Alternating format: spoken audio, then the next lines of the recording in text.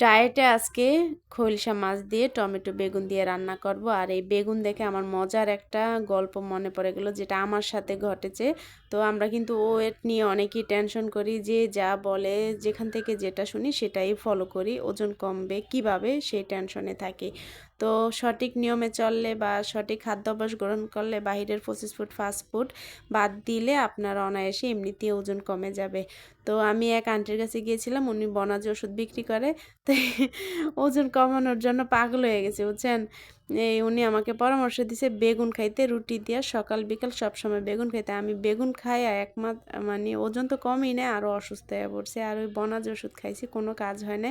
তো অনেকেই এই ভুলটা করে থাকেন, যেখান থেকে যেটা শোনেন সেটাই ফলো করেন। এটা করবেন না কখনই। যদি নিজেকে সুস্থ রাখতে চান, সঠিক নিয়মে ডায়েট করেন এবং একজন ডক্টরের পরামর্শে ডায়েট করেন, নিজেকে সুস্থ রাখুন। আর কিছু ভালো অভ্যাস বা খাদ্য অভ্যাস সঠিক খাদ্যাভ্যাস গ্রহণ করলে কিন্তু আমরা ওজন কমাতে পারি এবং নিজেকে সুস্থ রাখতে পারি।